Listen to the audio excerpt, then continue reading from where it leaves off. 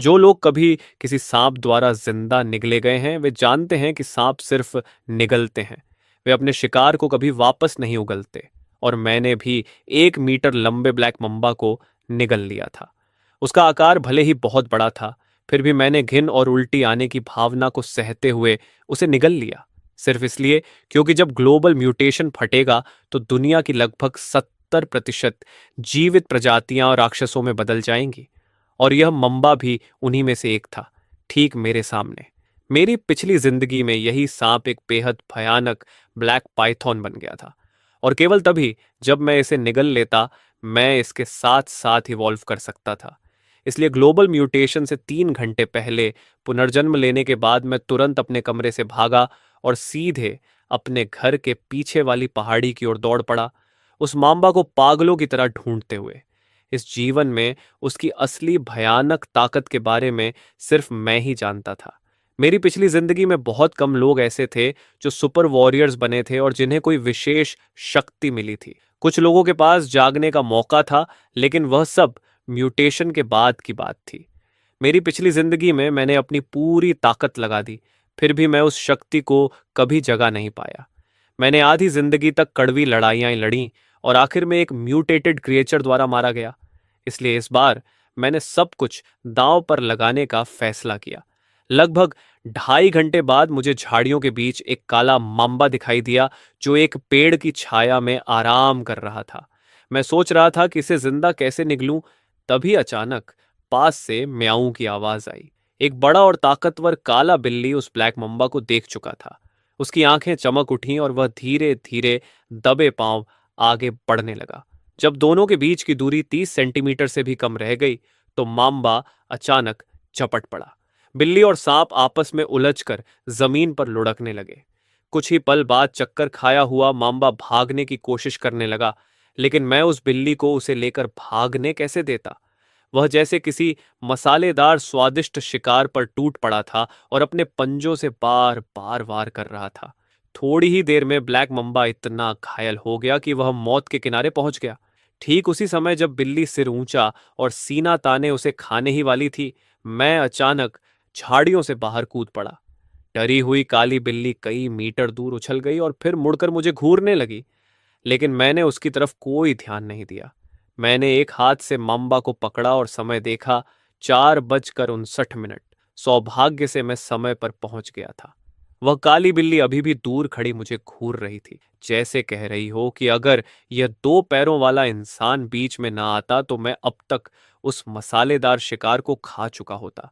लेकिन मुझे पता था कि वह इसे खा ही नहीं पाएगी, क्योंकि अब समय 59 मिनट और 30 सेकंड हो चुका था। ऑनरोरा बोरेलिस बस आने ही वाला था। मेरा दिल तेजी से धड़कने लगा। मुझे अगले 20 सेकंड के भीतर इस 1 मीटर लंबे मम्बा को निगलना था। जैसे ही समय 59 मिनट 30 सेकंड हुआ, मैंने गहरी सांस ली। अंतिम 10 से 20 सेकंड की गिनती शुरू हो चुकी थी। आसमान का रंग धीरे धीरे हल्का होने लगा और मुझे पता था कि ऑरोरा बोरियालिस पहले ही पृथ्वी के वायुमंडल में उतरना शुरू कर चुका है। मैंने बिना झिझक तुरंत मुंह खोला और उसे निगलना शुरू कर दिया। उल्टी आने की भावना को दबाते हुए मैंने उसे पूरा का पूरा निगल लिया। मैं अभी भी महसूस कर सकता था कि ब्लैक मम्बा मेरे पेट के अंदर तड़प रहा है, लेकिन उसी क्षण एक चकाचौंध कर देने वाली रोशनी ने चुपचाप पूरे आसमान को ढक लिया। उसी समय मेरे शरीर के अंदर एक जोरदार कंपन हुआ और जो मांबा अभी तक तड़प रहा था वह जैसे आग के सांप में बदल गया। ऐसा लग रहा था मानो मेरे शरीर के अंदर आग जल रही हो। सफलता। तभी अचानक मेरे दिमाग में एक हल्की, लगभग बच्चे जैसी आवाज गूंजी। मास्टर, मैं वही ब्लैक मम्बा हूं जिसे तुमने अभी निगला है। लगता है तुम एक रिइंकार्नेटेड इंसान हो। तुम्हारी पिछली जिंदगी तुम्हारी यादों के अनुसार बेहद उथल पुथल भरी थी। तो मैं इतना शक्तिशाली था।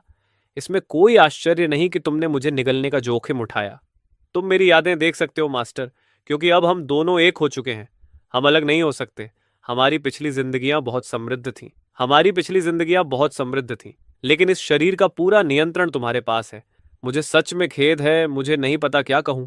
मैंने कहा, कोई बात नहीं। इस बार हमारा भविष्य पिछली जिंदगी से भी ज्यादा शक्तिशाली होगा। ठीक है, आज से तुम्हारा नाम याओ याओ होगा, इस जीवन का सर्वोच्च स्वामी।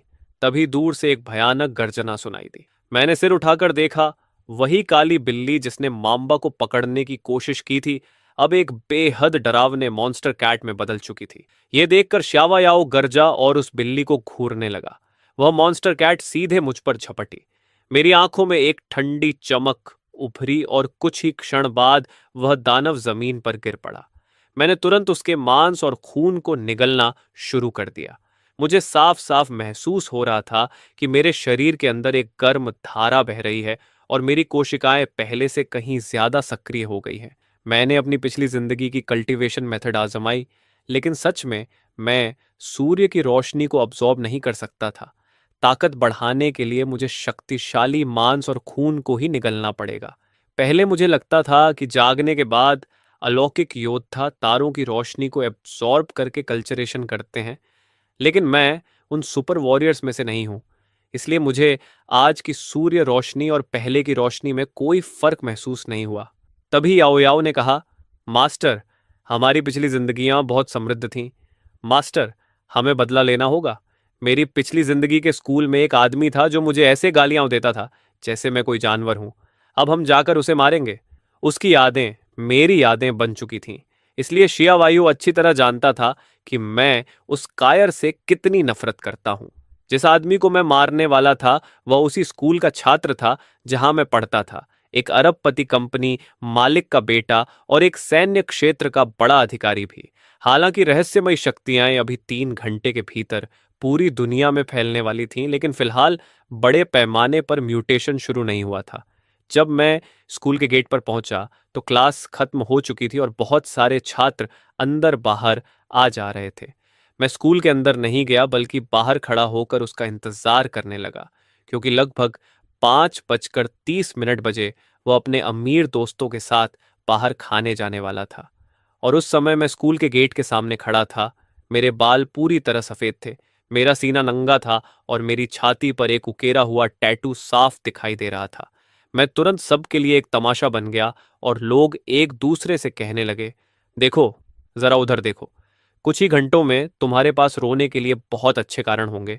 थोड़ी ही देर बाद मुझे आखिरकार इस शिकार का असली लक्ष्य दिखाई दे गया। वह स्कूल से बाहर निकला, अपने अमीर दोस्तों के एक समूह के साथ हंसते बातें करते हुए। उसे देखते ही मुझे अपनी पिछली जिंदगी याद आ गई।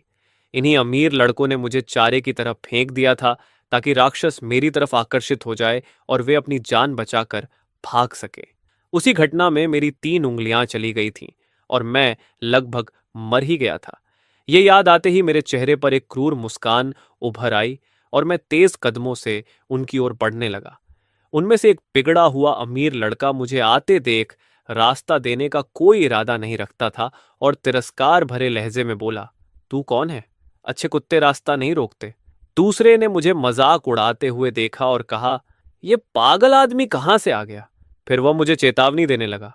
मैंने कुछ नहीं कहा। मैं उसके पास पहुंचा और अपने बाएं हाथ से सीधे उसका गला पकड़ लिया। मेरे चेहरे के भाव इतने ठंडे और डरावने थे कि दोनों बॉडीगार्ड डर से कांप उठे। उनके कदम जो मेरी तरफ दौड़ने वाले थे अचानक वहीं रुक गए, जैसे वे जम गए हों। मैंने पैर उठाया और उनमें से एक को जोर से कुचल दिया। उसने दर्द से एक कराह निकाली और तुरंत बेहोश होकर गिर पड़ा। ये देखकर मेरे चेहरे पर संतोष की मुस्कान आ गई। आखिर मेरी पिछली जिंदगी में बिना किसी सुपर पावर के जागे हुए भी मैं जिलियन अपोकैलिप्स में पूरे 8 साल तक जीवित रहा था। मेरे दिल की अंधेरी परतें बहुत गहरी हो चुकी थीं। तभी एक बॉडीगार्ड ने दांत भींचे और इलेक्ट्रिक बैटन उठाकर मुझ पर झपट पड़ा। मेरे चेहरे पर क्रूर चमक उभरी और मैंने अपनी हथेली से उसे जोरदार थप्पड़ मारा। वह बॉडीगार्ड ऐसे हवा में उछला जैसे किसी पतंग की डोर काट दी गई हो और सीधा दूर जा गिरा। जो छात्र घर लौट रहे थे उन्होंने यह दृश्य देखा तो डर के मारे पीछे हट गए। भाग जाओ, सब के सब भाग जाओ। तुम में से यहां मौजूद सिर्फ कुछ ही लोग 1 घंटे बाद तक जिंदा रह पाएंगे। ऐसी चीजों की चिंता करने का कोई मतलब नहीं। ये कहकर मैं बिना पीछे देखे वहां से चला गया। ठीक शाम के 6 बजे थे। असली प्रलय आ चुकी थी। एक शहर के बाद दूसरे शहर से चीखें और डरावनी दहाड़ें गूंजने लगीं। कुछ लोग जो भागने की कोशिश कर रहे थे, अचानक उनके मुंह से सफेद झाग निकलने लगा। फिर उनके सिर फट गए और उनके भीतर से खून से लथपथ बेहद भयानक मुंह उगाए जो आसपास मौजूद लोगों को निगलने लगे। जो पेड़ पहले घनी शाखाओं और पत्तों से भरे हुए थे, वे अचानक मुरझा गए और गिर पड़े। उनकी जगह भयानक बेलें उगाईं और जैसे ही वे किसी इंसान से टकराती, वे उसे लपेट कर तुरंत निगल जाती। उसी समय मैं एक इमारत के 88वें फ्लोर के ऑफिस में खड़ा था। कांच की बड़ी खिड़कियों से पूरी शहर को नीचे देख रहा था। शहर की सड़कों पर तेजी से म्यूटेट होते राक्षस इंसानों के झुंडों का शिकार कर रहे थे। ये बिल्कुल नर्क जैसा दृश्य था और मैं यहाँ इसलिए आया था क्योंकि मुझे सबसे तेज हथियार चाहिए था, ये कटाना। इन घिनौने राक्षसों से नंगे हाथों से लड़ना सच में मुश्किल था। तभी शिया वायु की आवाज मेरे दिमाग में गूंजी, मास्टर, क्या हमें पहले कुछ राशन इकट्ठा करना चाहिए या पहले इस शहर के सेंट जोसा किंग से निपटना चाहिए? तभी ऑफिस के दरवाजे की दूसरी तरफ से एक महिला की चीख सुनाई दी। अगले ही पल एक महिला जो बिजनेस सूट पहने थी, घबराई हुई हालत में ऑफिस में घुस आई और जल्दी से दरवाजा बंद कर दिया। इतना करने के बाद वह जमीन पर गिर पड़ी। उसका शरीर हल्का कांप रहा था और उसके चेहरे पर गहरा निराशा छाया हुआ था। तुम कौन हो? तभी उसे एहसास हुआ कि प्रेसिडेंट के ऑफिस में कोई अजनबी मौजूद है और उसने 4 मरे हुए राक्षसों की लाशें भी देख लीं। मैंने उसे ठंडी निगाह से देखा, एक कदम आगे बढ़ा और दरवाजे की तरफ चल दिया। महिला ने यह देखा तो वह जमीन पर लुढ़कते और रेंगते हुए रास्ते से हट गई और मुझे ध्यान से देखने लगी। उसके दिमाग में तुरंत एक योजना बनी। वह मुझे चारे की तरह इस्तेमाल करके राक्षसों को बाहर खींचेगी और फिर खुद लिफ्ट लेकर भूमिगत गोदाम में भाग जाएगी। रास्ते में वह पहले ही अपने कई सहकर्मियों को बलि चढ़ा चुकी थी। अब यहां किसी को देखकर उसके मन में तुरंत चालाकी भरा ख्याल आया। आखिर उसकी खूबसूरती देखकर कौन सा आदमी उसके आकर्षण में नहीं फंसेगा। तभी ऑफिस के दरवाजे की दूसरी तरफ से जोरदार धमाके होने लगे और बाहर से गिरती टूटती चीजों की आवाजें आने लगीं। इस बार महिला के पैर सच में जवाब दे गए। मैंने अपने पास खड़ी महिला की तरफ बिल्कुल ध्यान नहीं दिया, दरवाजे तक गया और उसे खोल दिया। जो महिला अभी अभी खड़ी हुई थी वह फिर से जमीन पर गिर पड़ी। अचानक 2 म्यूटेटेड इंसेक्ट लाइक मॉन्स्टर्स अपने पंजे उठाकर मेरी तरफ झपटे। मेरी काटाना म्यान से बिजली की तरह बाहर निकली। एक ठंडी चमक और 2 खून की धारें हवा में उछलीं और अगले ही पल उन दोनों राक्षसों के सिर उनके शरीर से अलग होकर गिर चुके थे। महिला पहले तो स्तब्ध रह गई, फिर उसकी आंखों में उम्मीद की चमक आ गई। वह जल्दी से उठी और मेरी तरफ दौड़ी। मैं तुमसे विनती करती हूँ, मुझे अपने साथ ले चलो। मैंने उसे ठंडी नजरों से देखा और व्यंग्य से हंसते हुए मुड़ गया। वह घबरा कर बोली, बदले में मैं तुम्हारी कोई भी इच्छा पूरी कर दूंगी, बस मुझे अपने साथ ले चलो।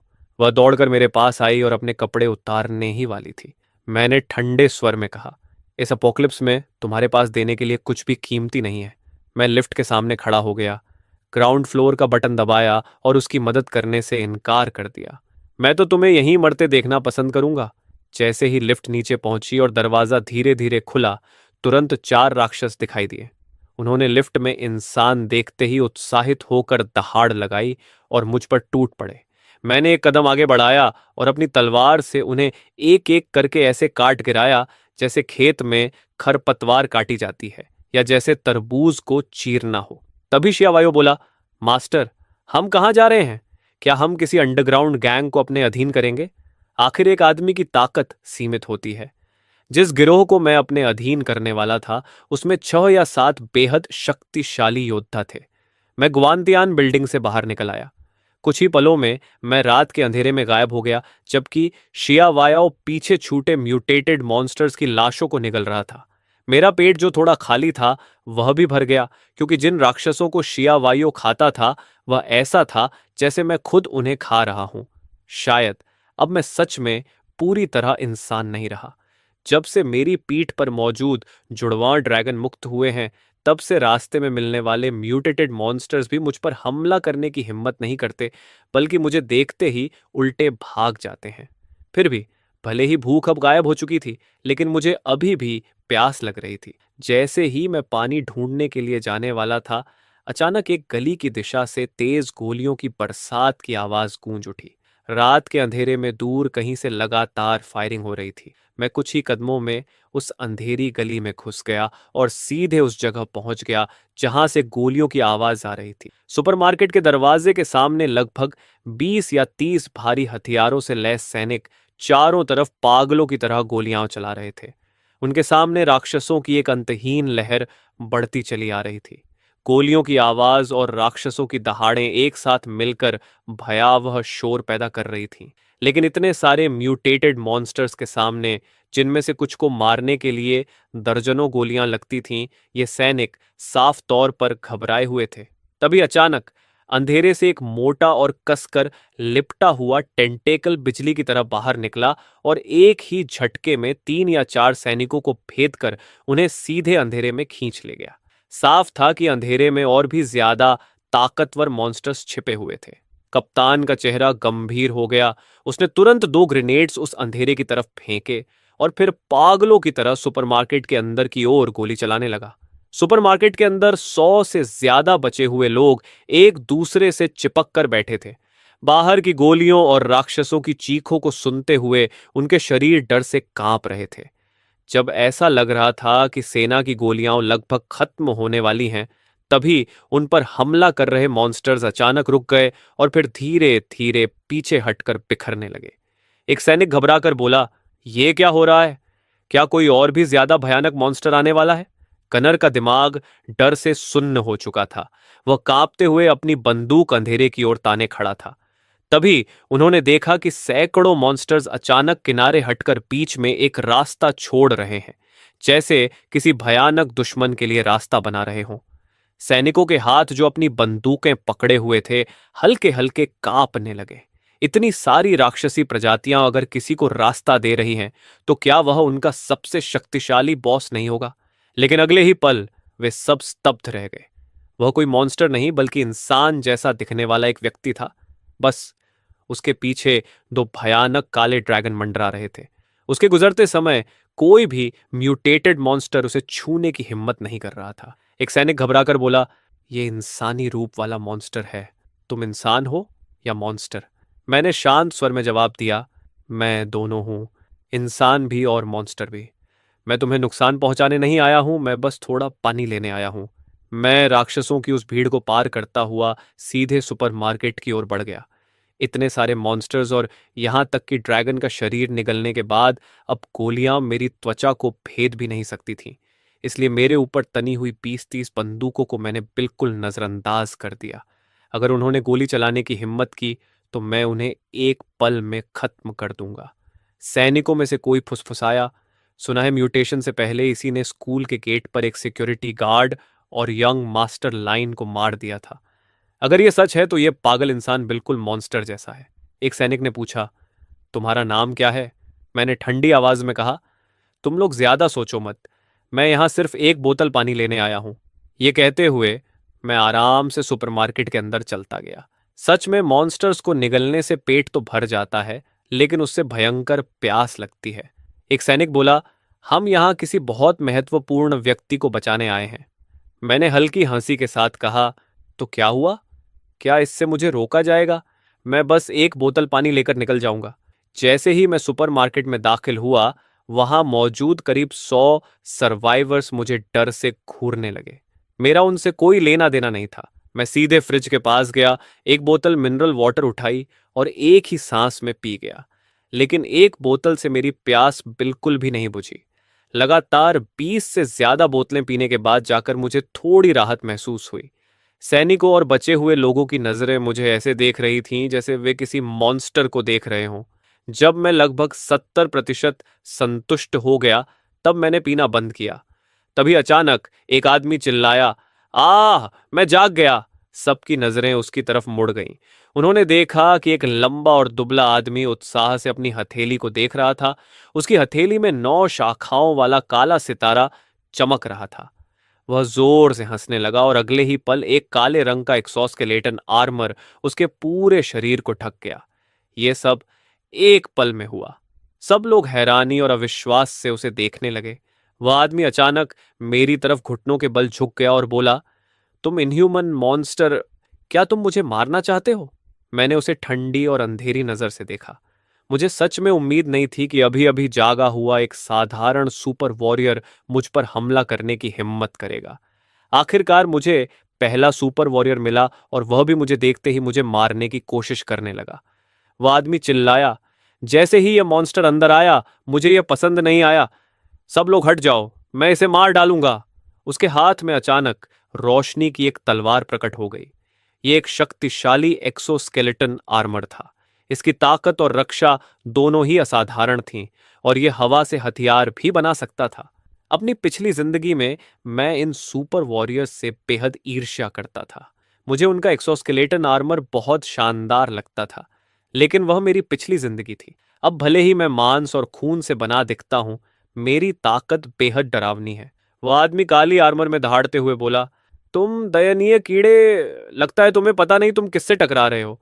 उसने लाल चमकती हुई लाइट स्वॉर्ड उठाई और मेरी तरफ झपटा। उसी समय मेरे पीछे के जुड़वां ड्रैगन जोर से दहाड़े और हवा में उड़ गए। अगले ही पल शिया वाओ सीधे उस आर्मर पहने आदमी के गले तक पहुंच गया। यह दृश्य देखकर कई महिलाएं डर के मारे चीखने लगीं। यहां तक कि कप्तान गुरु ने भी अपनी सांस रोक ली। मैंने ठंडी मुस्कान के साथ कहा, मैं चाहूं तो तुम्हारा दुश्मन बन सकता हूं और चाहूं तो नहीं भी। यह कहकर मैं मुड़ा और वहां से चल दिया। गुरु मुझे दूर जाते हुए देखता रहा। उसने जैसे कुछ कहना चाहा, लेकिन अंत में बस खामोशी से मुझे जाते हुए देखता रहा। जैसे ही मैं सुपरमार्केट से बाहर निकला, उन्होंने तुरंत लोहे का दरवाजा बंद कर दिया। असल में मैंने उन्हें परोक्ष रूप से बचा लिया था, क्योंकि दरवाजे के सामने जमा हुए सारे मॉन्स्टर्स पहले ही गायब हो चुके थे। इन म्यूटेटेड मॉन्स्टर्स की नज़र में मैं भी उन्हीं में से एक था। मेरे अंदर जीवन ऊर्जा बेहद शक्तिशाली थी। मैंने अंधेरे और डरावने कोने की तरफ देखा। अचानक वहां से एक विशाल मॉन्स्टर बाहर निकला। वह मुझे ऐसे देख रहा था जैसे मैं उसकी मेज पर रखा स्वादिष्ट भोजन हूं। उसके पीछे के टेंटलस गोलियों की तरह तेजी से मेरी तरफ आए और मेरे शरीर को भेदने की कोशिश करने लगे। लेकिन उसी पल मेरा शरीर गायब हो गया और जब मैं फिर से दिखाई दिया तो मैं पहले ही उस टेंटिकल मॉन्स्टर के सामने खड़ा था। मैंने अपने हाथ में पकड़ी तलवार उठाई, जिसकी धार पर काले ड्रैगन के उग्र पैटर्न चमक रहे थे।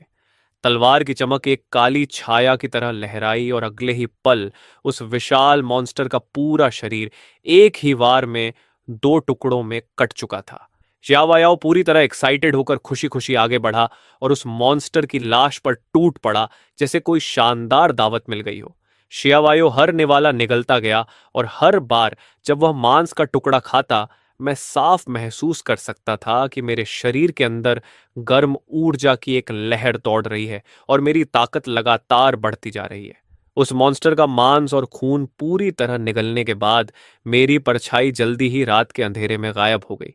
उसी समय यूएन सिटी के सबसे बड़े अंडरग्राउंड शेल्टर में एक मोटा और सीधा खड़ा आदमी, जिसके शरीर पर मिट्टी जैसे पीले रंग की आर्मर थी, अपने कंधे पर एक लंबी और पतली कद काठी वाली महिला को उठाकर अंदर आया।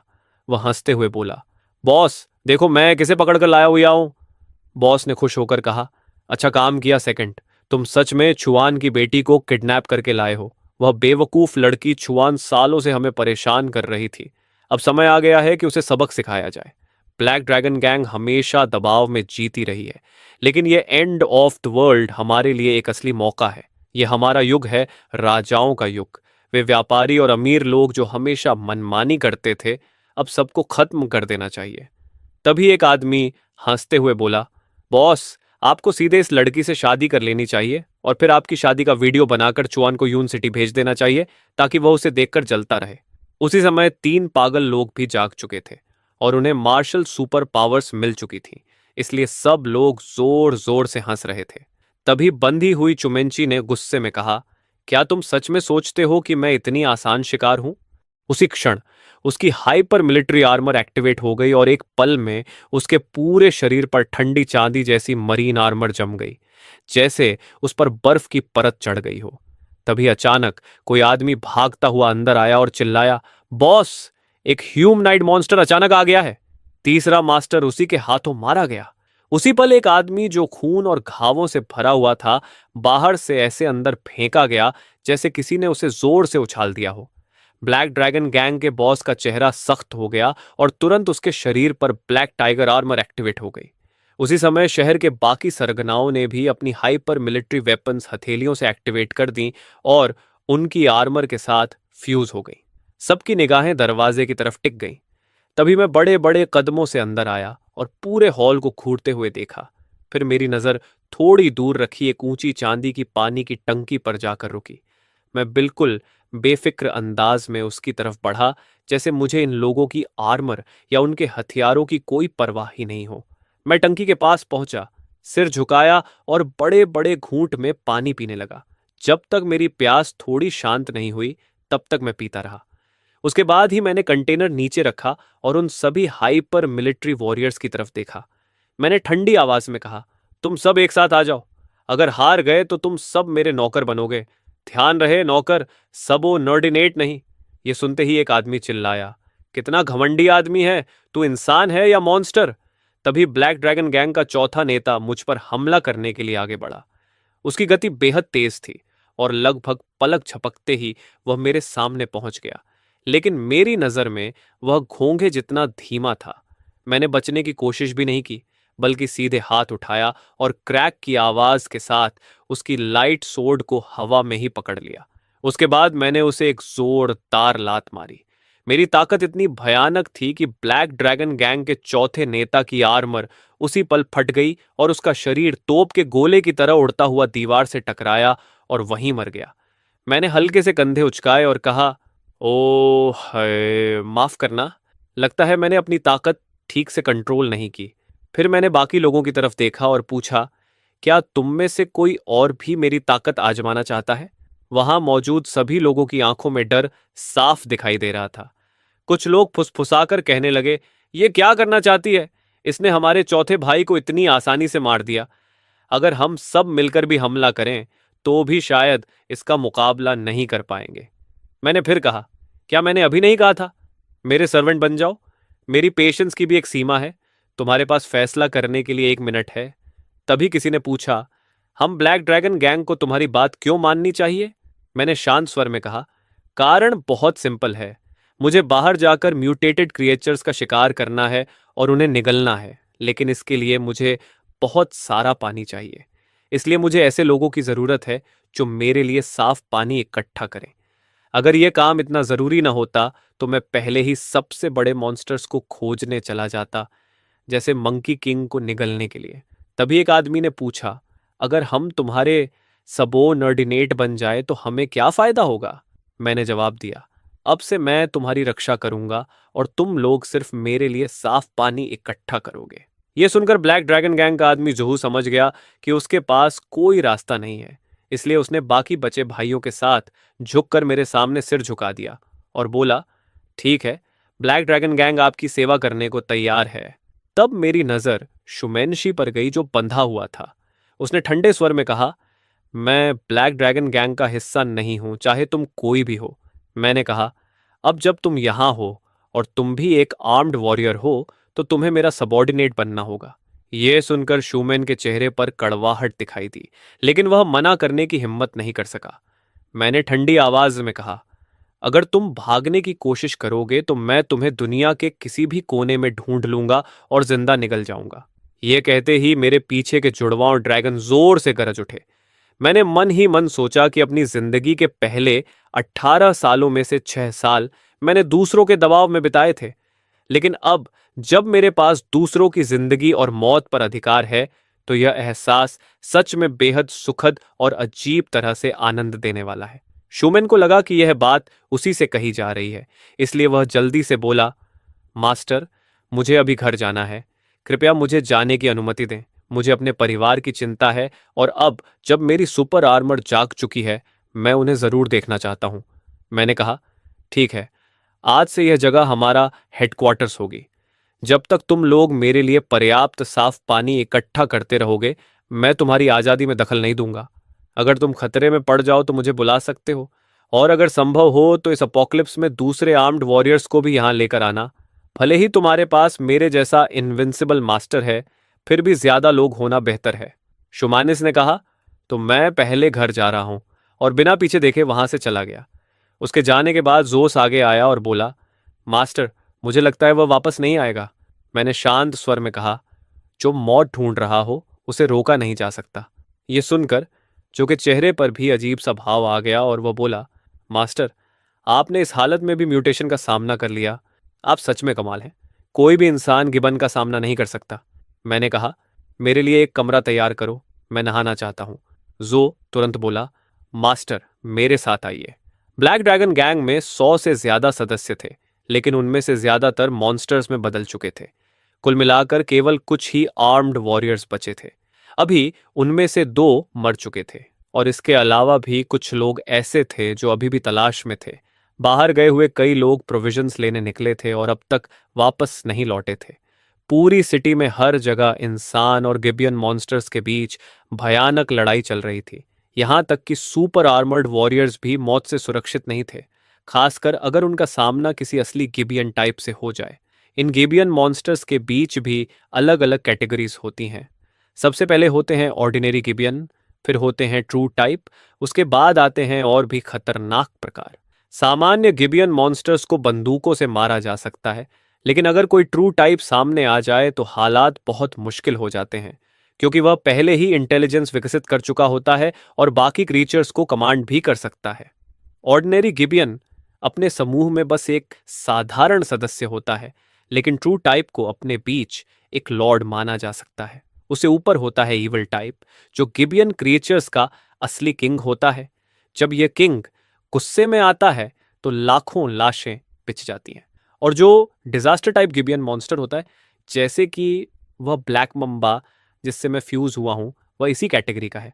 वही असली सुप्रीम ओवरलॉर्ड है, एक ऐसी एग्जिस्टेंस जिसके सामने प्रैक्टिकली कोई नेचुरल एनिमी नहीं होता। अगर किसी डिजास्टर लेवल क्रीचर का जन्म हो जाए तो वह इंसानों के लिए एक्सटिंक्शन जैसी कैटास्ट्रोफी बन जाता है। अपनी पिछली जिंदगी में मैंने देखा था कि एक शेल्टर जहां करीब 10 लाख सर्वाइवर्स रह रहे थे, उसे सिर्फ एक डिजास्टर लेवल जिबियन क्रीचर ने पूरी तरह खत्म कर दिया था। ह्यूमैनिटी के काउंटलेस सुपर आर्मर्ड वॉरियर्स मारे गए या बुरी तरह घायल हो गए थे, तब जाकर किसी तरह उसे पीछे हटाया जा सका था। लेकिन डिजास्टर लेवल मॉन्स्टर्स के बीच भी ताकत और कमजोरी का फर्क होता है। जिस ब्लैक ड्रैगन लिनिएज से वह ब्लैक माम्बा आता है जिससे मैं फ्यूज हुआ हूं, उसे डिजास्टर टाइप गिबियन का एब्सोल्यूट सुप्रीम लॉर्ड माना जाता है। ऐसी एग्जिस्टेंस जिसे न तो गिबियन क्रिएचर्स और न ही ह्यूमन सुपर आर्मर्ड वॉरियर्स सच में खतरा पहुंचा सकते हैं। इस समय 10 से ज्यादा सुपर आर्मर्ड वॉरियर्स बाहर की दुनिया के आसपास मॉन्स्टर्स को साफ करने में लगे हुए थे, लेकिन गिबियन मॉन्स्टर्स लगातार एक दूसरे से भी लड़ रहे थे। उनके सामने जो वॉरियर था उसकी आर्मर असल में हैवी आयरन आर्मर थी और वह अपने हाथ में एक भारी हेल्बर्ट पकड़े हुए था। वह मॉन्स्टर होर्ड के बीच घुसकर रास्ता साफ करता जा रहा था और लगभग कोई भी गिबियन मॉन्स्टर उसके वार को रोक नहीं पा रहा था। तभी किसी ने कहा, कैल्डेरॉन, यह तरीका काम नहीं करेगा। यहां मॉन्स्टर्स बहुत ज्यादा हैं, हम सबको खत्म नहीं कर सकते। भाइयों की स्टैमिना भी खत्म होने लगी है। बेहतर होगा कि पहले मंगोन अंडरग्राउंड शेल्टर में वापस लौट जाए। वह आदमी असल में अपनी बेटी का इंतजार कर रहा था। वह यहां तक इसलिए आया था ताकि बिल्डिंग के आसपास के मॉन्स्टर्स को खत्म कर सके, क्योंकि उसे उम्मीद थी कि उसकी बेटी वापस लौट आएगी। लेकिन शायद वह किसी मॉन्स्टर के मुंह में मर चुकी थी। तभी जब आयरन आर्मर पहने आदमी रिट्रीट का आदेश देने ही वाला था, अंधेरी रात में अचानक बर्फ और बर्फानी चमक वाली आर्मर पहने एक महिला प्रकट हुई। उसके हाथ में आइस स्नो बॉव था और हर बार जब वह अपना धनुष खींचती, कई आइस एरोज एक साथ निकलते। उसने कहा, पिता, मैंने आपको ढूंढ लिया। समांची बड़ी मुश्किल से लड़ते हुए वापस आई थी। उन सब ने सुपर मिलिट्री आर्मर्स पहन रखी थी, इसलिए शुरू में उन्हें पता ही नहीं चला कि सामने कौन है। वह अंडरग्राउंड बॉक्सिंग क्लब से सावधानी से लौट रही थी और उसकी हालत थोड़ी थकी हुई थी। उसके पिता ने कहा, तो तुम सच में एक सुपर आर्मर्ड वॉरियर बन गई हो और वापस भी आ गई। यह सुनते ही आयरन आर्मर वाले आदमी ने तुरंत रिट्रीट का आदेश दिया। वह महिला पीछे रहकर उनकी रिट्रीट को कवर करती रही और आखिर में सबसे अंत में बिल्डिंग के अंदर दाखिल हुई। चुबेक्सियन ग्रुप की अंडरग्राउंड बिल्डिंग के अंदर एक ऐसा शेल्टर बनाया गया था जो न्यूक्लियर वॉर तक को सह सकता था। वहां हजारों लोगों के सर्वाइव करने की व्यवस्था थी। किसी ने कहा, देखते हैं कि हमारे पास जो फूड सप्लाईज हैं वह हम जैसे 100 से ज्यादा लोगों को कितने दिन चला पाएंगी। हाँ, चुबेक्सवान ने आदेश दिया। फ्लेम आर्मर पहने महिला ने सिर हिलाया और वहां से चली गई। फिर उसने कहा, मैनी, जाओ अपनी माँ और बहन से मिलो। चौबेसिए अपनी बेटी को लेकर शेल्टर के और अंदर की तरफ चल पड़ा। उसने कहा, मैं यहां ज्यादा समय तक नहीं रह सकता। उसने अपनी बेटी को संक्षेप में बताया कि उसके साथ क्या हुआ था। उसने जो कुछ देखा और झेला था वह सब बताया। पिता ने कहा, क्या सच में ऐसे लोग भी मौजूद हैं? लेकिन चूंकि तुम वापस आ गई हो, अब तलाक की बात करने की जरूरत नहीं है। मेरी बेटी को सिर्फ एक साधारण वर्कर बना देना कितनी बड़ी नाइंसाफी होगी। उसी समय मैं अपने मन में सोच रहा था कि इस जीवन में मेरी शक्ति बहुत जरूरी है, लेकिन मुझे कुछ और पावरफुल सुपर सोल्जर्स को भी अपने साथ जोड़ना होगा।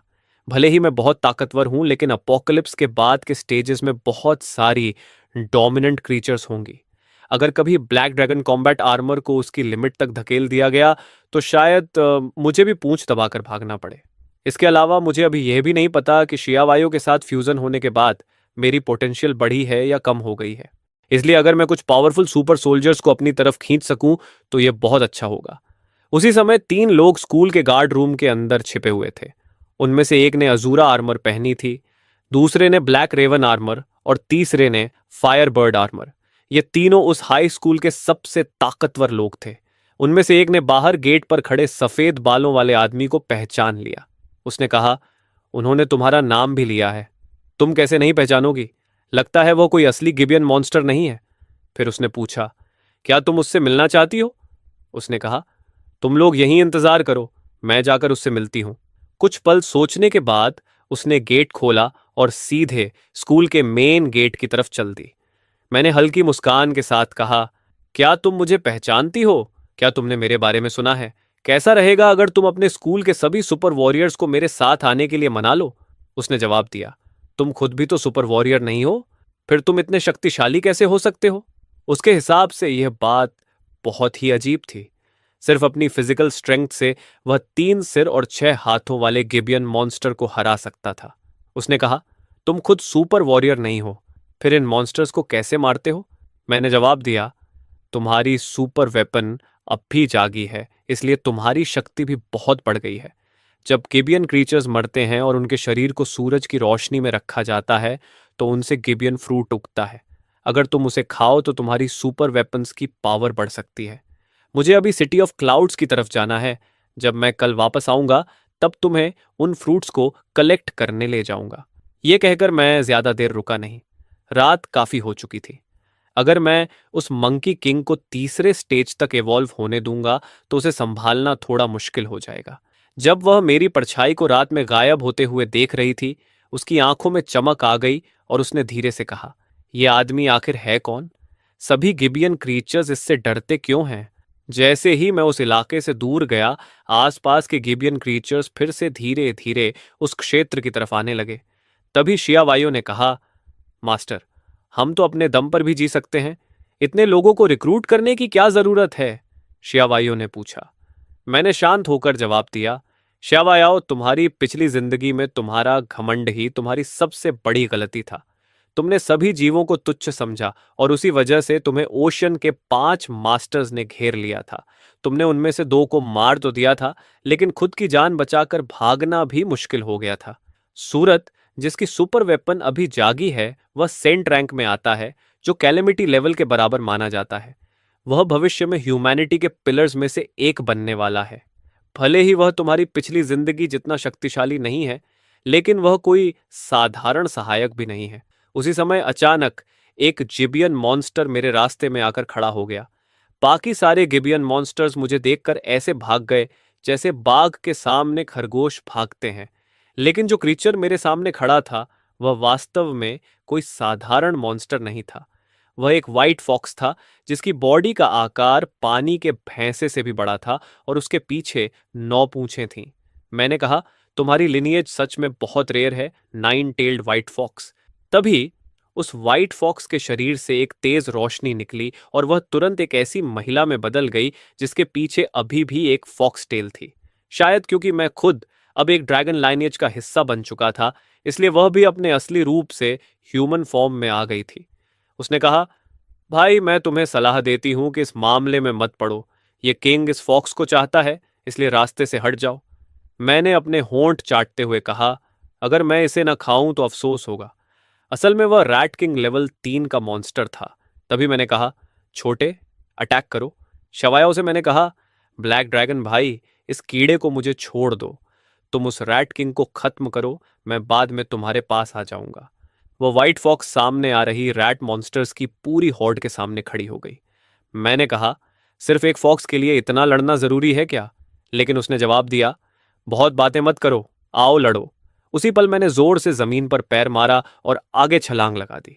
मेरे हाथ का कटाना तुरंत म्यान से बाहर निकल आया और उसकी ब्लेड पर भयानक ब्लैक ड्रैगन ऑरा लिपट गई। रैट किंग गुस्से से दहाड़ा, तुम मौत ढूंढ रहे हो? उसका घमंड उसे भागने नहीं दे रहा था। अगले ही पल ड्रैगन और रैट का सीधा टकराव हुआ। मेरी ब्लेड और उसकी क्लॉज टकराई और धातु जैसी जोरदार आवाज गूंजी। पहले ही टकराव में रैट किंग कई मीटर पीछे जा गिरा और उसकी छाती पर गहरे घाव पड़ गए।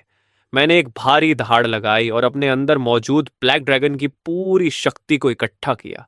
सिर्फ 1 सेकंड में मैंने 5 बार वार किया। 5 भयानक सोर्ड फ्लैशेस हवा को चीरते हुए निकले। रैट किंग घबराकर पलटा और उन्हें रोकने की कोशिश की। उसी पल मैंने अपनी सोर्ड फिर आगे धकेल दी। वह अपने घावों की परवाह किए बिना बस भागने की सोच रहा था। उसी समय व्हाइट फॉक्स बाकी मॉन्स्टर्स को खत्म कर रही थी।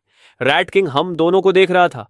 व्हाइट फॉक्स जाना चाहती थी, लेकिन फिर उसने रुकने का फैसला किया। वह सोच रही थी कि अगर वह अब भी भाग गई तो शायद अगली बार मिलने पर ब्लैक ड्रैगन उससे नफरत करेगा।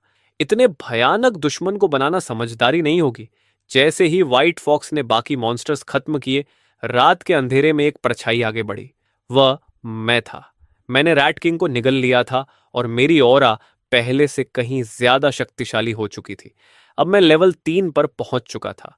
व्हाइट फॉक्स ने कहा, मुझे पता था कि आपने लेवल अप कर लिया है, महान ब्लैक ड्रैगन। उसने मेरी जान जोखिम में डालकर उसकी मदद की थी, इसलिए वह काफी प्रभावित थी। वह जाने ही वाली थी, लेकिन मैंने उसे सिर से पैर तक देखा और महसूस किया कि यह फॉक्स डीमन सच में बहुत आकर्षक है। मुझे वह पसंद आ गई। मेरे दिमाग में थोड़े अजीब और शरारती ख्याल आने लगे। मैंने मन ही मन सोचा, क्या यह ड्रैगन नेचर की वजह से है? मुझे ह्यूमन विमेन के लिए कभी कोई खास भावना नहीं हुई, लेकिन इस मॉन्स्टर लाइक क्रिएचर को देखकर अचानक एक अजीब इच्छा पैदा हो रही थी। मैंने तुरंत सारा दोष शियावायाओ पर डाल दिया। शियावायाओ ने हंसते हुए कहा, तुम्हें बिल्कुल शर्म नहीं है ब्लैक ड्रैगन भाई, हर चीज के लिए मुझे ही दोष देते हो। मैंने कहा, तो अब से तुम मेरे साथ चलो। व्हाइट फॉक्स ने हल्के से होंठ काटे और बोली, ठीक है, मैं अब से आपका पीछा करूंगी। मैंने कहा, चलो मैं तुम्हें एक जगह ले चलता हूं। वह तुरंत मेरे पीछे चलने लगी।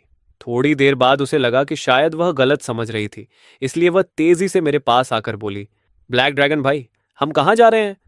मैंने कहा, अब हमें बड़े टारगेट्स का शिकार करना चाहिए। छोटे मॉन्स्टर्स मारने से कुछ हासिल नहीं होगा।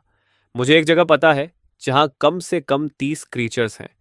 वे आयरन स्पिरिट्स हैं और उनमें से एक उनका आयरन मंकी किंग है, जो हायर लेवल स्पिरिट है। हम पहले उन्हें निगलेंगे।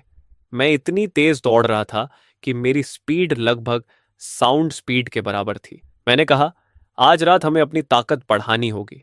तभी व्हाइट फॉक्स बोली, लेकिन ब्लैक ड्रैगन भाई, वह जगह अब एक बहुत बड़ा रिफ्यूज बन चुकी है। मैं एक पल के लिए चौंक गया। मेरी जानकारी के अनुसार उस इलाके में किसी रिफ्यूज का निर्माण नहीं होना चाहिए था। उसने कहा, मैं अभी वहीं से आई हूं। वहां एक फोर्ट्रेस टाइप रिफ्यूज है। ऊपर आसमान तक फैली हुई इलेक्ट्रिक ग्रिड है और करीब 200 मीटर ऊंची दीवारें हैं। अंदर घुसना लगभग असंभव है। मैंने सोचा, क्या कोई और भी मेरी तरह रिकार्निगेटेड है, और वह भी बहुत बड़े फाइनेंशियल रिसोर्सेज वाला? जब मैं पुराने जू के लोकेशन पर पहुंचा तो वह अब 200 मीटर ऊंची स्टील वॉल्स वाली एक विशाल फोर्ट्रेस बन चुका था। शायद लेवल 6 या लेवल 7 मॉन्स्टर्स भी उसे तोड़ नहीं सकते। लगभग 50,000 वर्ग मीटर में फैली हुई यह फोर्ट्रेस बनाने में दर्जनों अरब खर्च हुए होंगे। इंसान सच में कमाल के होते हैं। यह रिफ्यूज एक मास्टरपीस जैसा था। उसकी दीवारों के बाहर हजारों मॉन्स्टर्स लगातार दहाड़ रहे थे और चढ़ने की कोशिश कर रहे थे, लेकिन जैसे ही वे 10 मीटर ऊपर पहुंचते, दीवारों पर लगी इलेक्ट्रिफाइड आयरन प्लेट्स उन्हें तुरंत जला देती। बाहर से काले और अंदर से पक चुके। आसमान में भी फ्लाइंग क्रिएचर्स मंडरा रहे थे और कई बड़े मॉन्स्टर्स दीवार से टकराकर अंदर घुसने की कोशिश कर रहे थे। लेकिन इलेक्ट्रिक ग्रिड उन्हें रोक रही थी। मैं सोचने लगा, आखिर ये सब किसने बनाया?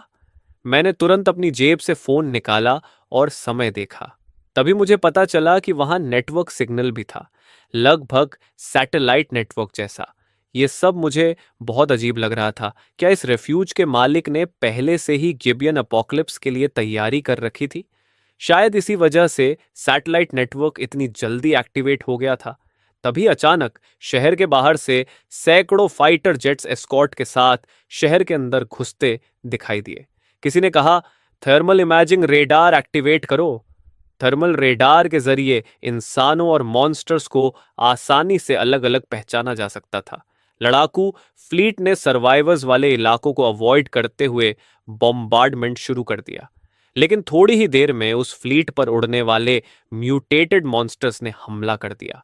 मॉन्स्टर्स का एक पूरा तूफान पागलों की तरह फ्लीट की तरफ टूट पड़ा। कुछ ही पलों में आसमान आग की बिजली से भर गया। जल्द ही कई फाइटर जेट्स गिरने लगे और धमाकों के साथ क्रैश हो गए। ये सब देखकर मुझे लगा कि यह मेरी पिछली जिंदगी से थोड़ा अलग है। शायद इस दुनिया में मेरे अलावा भी कोई दूसरा रीइंकार्नेटेड इंसान मौजूद है। मैंने तुरंत अपना फोन निकाला और नब सिटी के जू रेफ्यूज के बारे में वीडियोस ढूंढने लगा।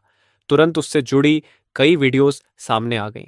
उनमें से एक वीडियो 2 महीने पहले की थी। उसमें बताया गया था कि जेनिन्सु ग्रुप के प्रेसिडेंट नुकिन्सु ने नब सिटी का सबसे बड़ा जू खरीदने के लिए 100 बिलियन का भारी नुकसान भी सह लिया और सिर्फ 2 महीनों में उसने वहां एक विशाल रिफ्यूज बनवा दिया। मुझे तुरंत समझ आ गया कि यह नुकिन्सु भी शायद मेरी तरह रिकार्डिएटेड है और वह मुझसे कई महीने पहले ही वापस आ चुका था। उसने शायद एम्पायर को पहले ही गीबियन एपोक्लिप्स मोड के बारे में बता दिया था, तभी सैटेलाइट नेटवर्क इतनी जल्दी एक्टिवेट हो पाया। शावयाओ ने पूछा, ब्लैक ड्रैगन भाई, तुम्हारे पास इंसानों वाला फोन भी है? लेकिन मैंने उसकी बात का जवाब नहीं दिया और वीडियोस देखता रहा। सच में मुझे एम्पायर का एक ऑफिशियल वीडियो बुलेटिन भी मिल गया। उसमें कहा जा रहा था कि गिबियन एपोक्लिप्स अचानक शुरू हो गया है और ह्यूमैनिटी को भारी नुकसान हुआ है। अगर कोई अभी भी जिंदा है तो जहां हो सके वहां छिप जाओ और इंपीरियल आर्मी के रेस्क्यू का इंतजार करो। इसी अपोक्लिप्स में कई इंसानों के अंदर सुपर पावर्स भी जाग चुके हैं। एम्पायर उन सभी सुपर पावर्ड लोगों से गुहार कर रहा था कि वे इंपीरियल आर्मी के साथ रेस्क्यू मिशंस में शामिल हों और ज्यादा से ज्यादा इंसानों को बचाए। मैं ये सब वीडियोस बिना किसी भाव के देख रहा था। मुझे इन बातों की ज्यादा चिंता नहीं थी। भले ही मैं फिर से जन्म लेकर लौटा हूं, लेकिन इसका मतलब यह नहीं कि मैं अपनी डेस्टिनी बदल सकता हूं। पिछली जिंदगी में मैंने सुपर पावर्स जागृत किए थे, इसलिए इस जिंदगी में भी शायद मैं उन्हें फिर से जगा सकूं। अगर इस बार भी वे जागे नहीं तो इसका मतलब है कि वह मेरे बस में कभी था ही नहीं। मेरी पिछली जिंदगी में नुकिनु ने गोल्डन सुपर पावर अवेकन किया था, इसलिए रीइंकारनेट होने के बाद भी शायद वही शक्ति उसे मिली होगी। फर्क बस इतना है कि इस बार उसने पहले से रिफ्यूज बना लिया है। लेकिन मुझे नहीं लगता कि वह मेरी तरह पागल होगा जो दूसरे पावरफुल बीइंग्स को खाकर ताकत बढ़ाता है। भले ही उसे यह सब पता हो, लेकिन उसके पास मेरे जैसा black dragon body ultimate combat power कभी नहीं हो सकता। तभी शियावायो बोला, ब्लैक ड्रैगन भाई, चलो अब हम भी मॉन्स्टर्स खाकर और मजबूत बनते हैं। हम इस रिफ्यूज के अंदर तो जा नहीं सकते। तभी उस रिफ्यूज का भारी आयरन गेट जोरदार आवाज के साथ खुल गया। अगले ही पल 100 से ज्यादा सुपर पावर्ड लोग एक साथ बाहर निकल आए। ये पूरा ग्रुप बहुत शक्तिशाली था।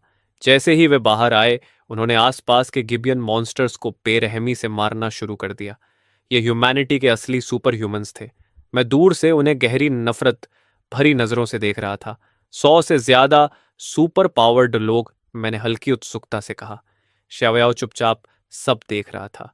जब उन सुपर ह्यूमंस ने रिफ्यूज के बाहर के सारे मॉन्स्टर्स साफ कर दिए तो उन्होंने एक एक करके उन मॉन्स्टर्स की लाशें अंदर उठाकर ले जाना शुरू कर दिया। श्यावयाओ हैरान होकर बोला, ये लोग इन मॉन्स्टर्स की लाशें अंदर क्यों ले जा रहे हैं? लेकिन मुझे सब समझ में आ गया था। मेरी इंट्यूशन सही थी। नुकिन्सु सच में रीइंकारनेटेड था।